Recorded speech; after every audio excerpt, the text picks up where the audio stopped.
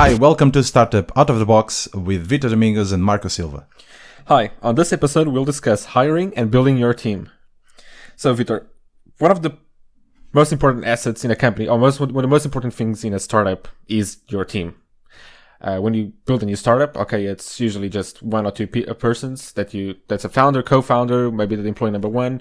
You start building the startup, build the first version of the product, you have the MVP, but you get to a point where you need to hire people and grow your team. Mm-hmm. So on that point, what's your experience on that? What do you say? What should be the first thing that you as a founder in your startup should focus on when you start hiring? Well, or what should I expect in the process of hiring? Well, we can take that in two folds, but the first one is when you need to hire someone, and the other one is that when you are hired to work on a startup, right? Yeah. So talking about the first one, I think that the most important thing, and we already discussed that in the previous episodes, is actually this kind of cultural fit. So if you can see someone that has at least two things, right? The first one is if it has the experience that you are looking for, and secondly, if it actually can fit the company culture, right? So if it takes too long for you to get along with that person, yeah, even that he or her is quite good technically, it might be an issue in the future, right? So culture is rather important, and you need to actually see if that person fits within the company, and then look for the experience, right? For the technical skills, for the soft skills or hard skills or whatever we call it nowadays. But I think that the most important is that kind of cultural fit, and we've seen that in previous experience, previous working for different companies. But I still have the other side of the fence, which is working for a startup. Yeah. And that's quite interesting, because when you need to look at either if you can. It's not that if you can fit the company, but it's actually if you can, in my case, learn something by working within that company, and if you can see some progress for yourself and for the company in the future. So you need to look at different options. Yeah, because the interview process is a two-way process. It's not just the company interviewing a person, it's also that person interviewing the company. Most of them have to decide if this is the path that each one wants to go to. And I think that's something important most people forget about also. So most people that are looking for a new job just go for the first company that makes an offer, and they don't realize that they should have asked a bit more questions to realize, like, will I fit this company? Will this company be what I expect it to be? Yeah. But also that comes from the interview process. It is, but usually these kind of interviews, a few years ago would be more on the technical side, right? So if you have the experience, if you have the background, if you have the technical skills, then maybe we can hire you and want to do that. What we've seen from the past years is that I kind of go to the company, spend half of the day there, try. You're going to be interviewed by different people. You're going to see how the whole cultural thing around the company is. You probably going to take a look at 2 or 3 benefits, like the table tennis benefit and beers on Fridays and that kind of stuff, right? But as you said, it's a two-way process.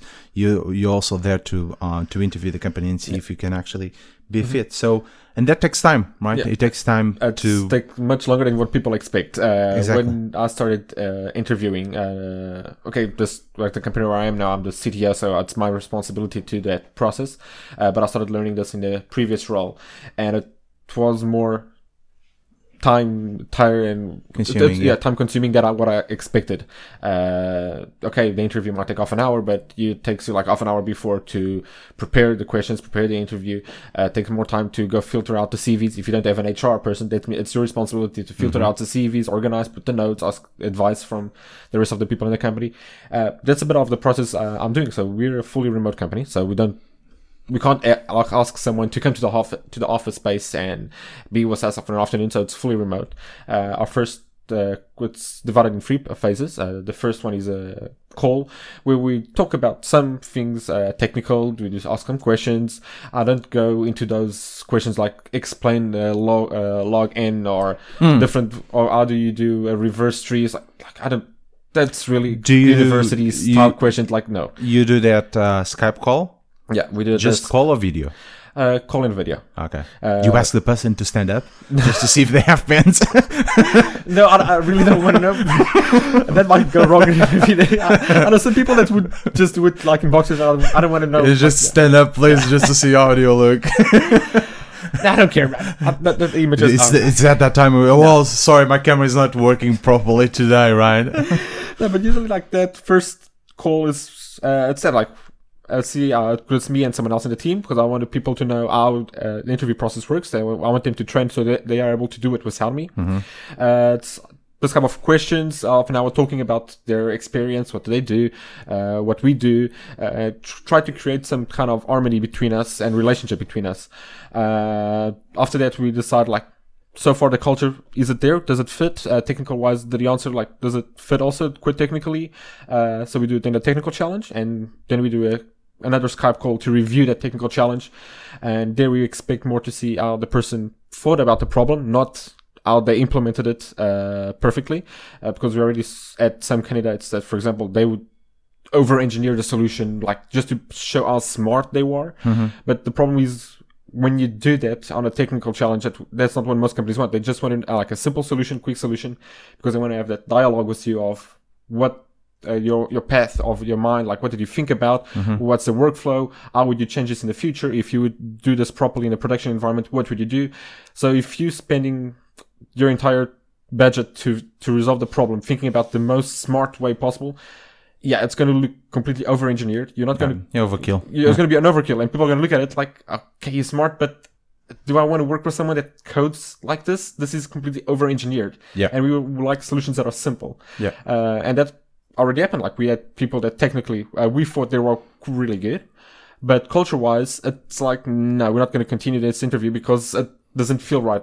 Yeah, but how do you assess culture on a remote call with someone? Well, that's like when you talk to someone in a meetup, in a conference, you talk to them and you feel that there's some relationship repertoire between you. If at the end of like in 10 minutes on a Skype call, if I feel like I want to have a coffee and leave, that means like this person is not engaging me, or there's no engagement between us. So that already shows that there's something that's not working between us. Okay. And usually it's follow your gut feeling, and that usually so far has worked. I think once in a while, yeah, there's a mistake that comes through, but following the gut feeling on that point, I think it's something important that founders or whoever's doing those interviews should follow. Well, I can talk about a bit of the experience when I had my own startup a few years ago. We wanted to hire people, and there was one designer. I'm not sure if he's listening to us, but he's now working for another company in Portugal. He's really, really good designer. And we've been interviewed, 10, 12 different designers that we wanted to have for our company.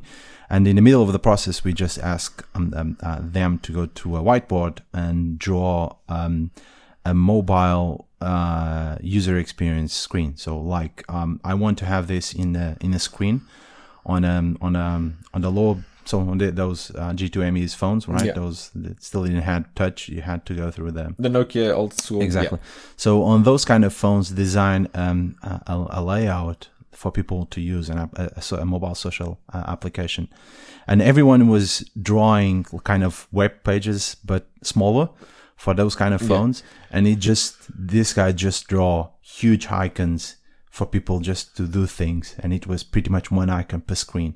And that was really interesting because we realized that he thought about the process. He knew that to develop something for a lower screen, it had to be bigger, it had to be for people to use it.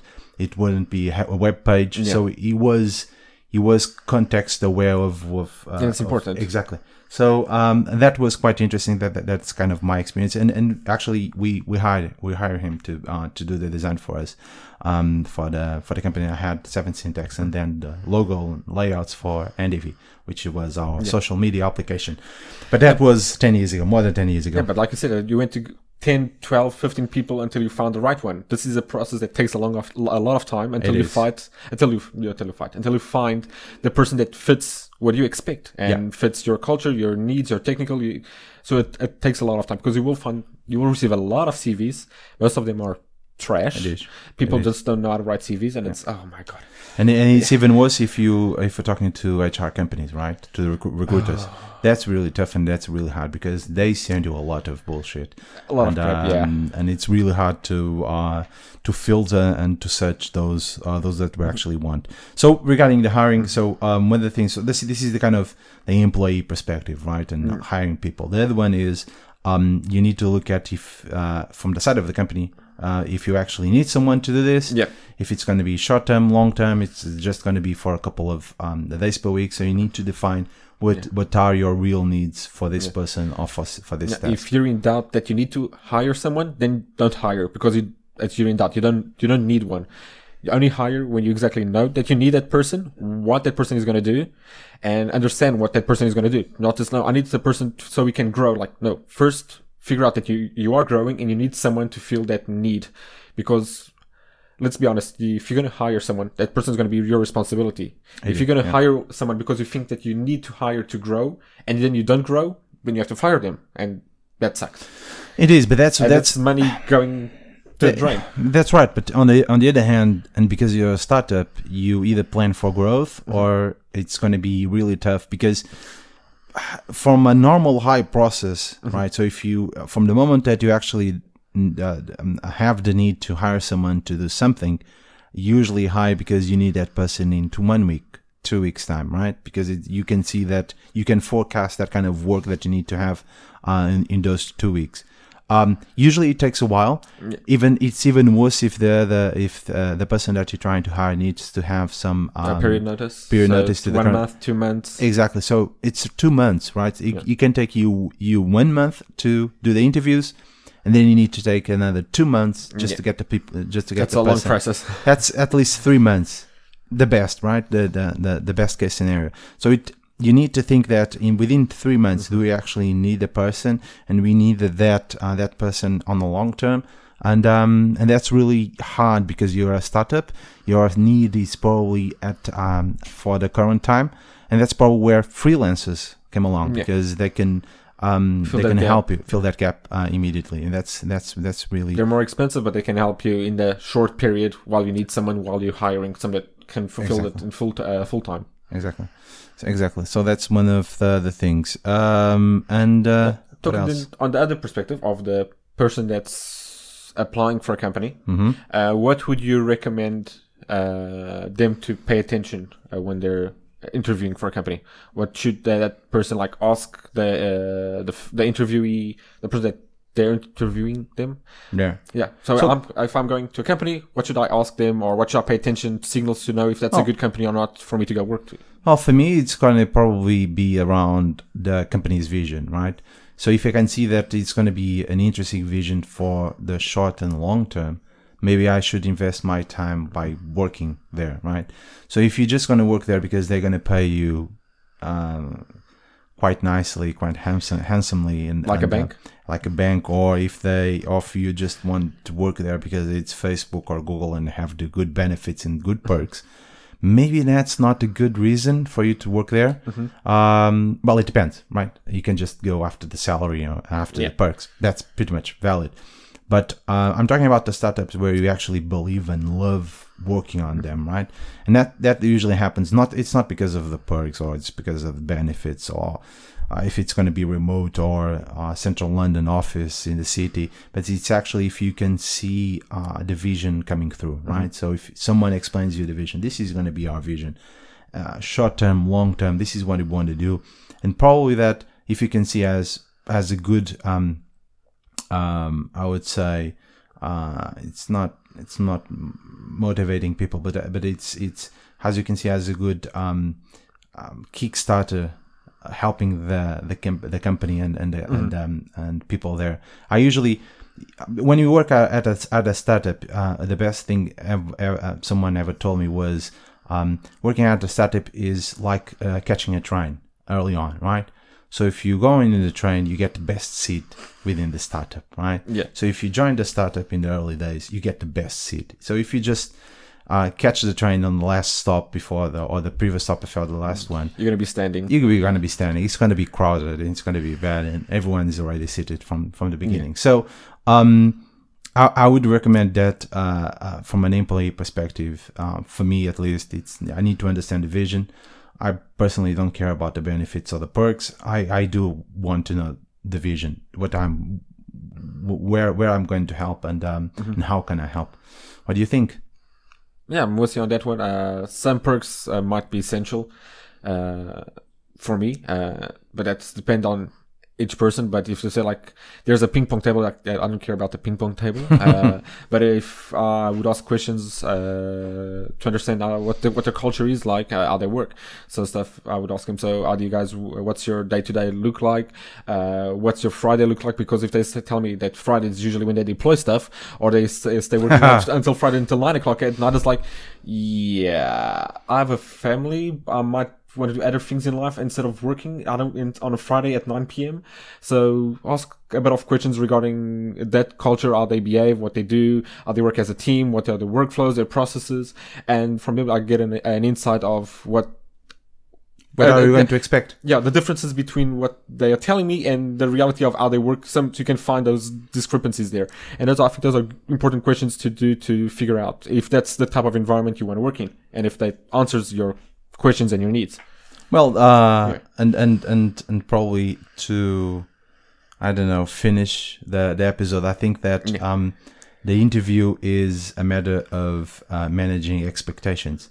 It's expectations from the side of the company that wants to hire and the one that actually wants to work for the company. It needs to be a fit, and that's what usually happens throughout the interview process. Different ways to do this, and that's an expensive process. It's time consuming, so you have to make sure that you're doing it properly because you don't want to repeat it over and over again. Exactly. Yeah. And that was it. That was Startup out of the box. One more episode, and see you next time, guys. Cheers. Cheers. Bye.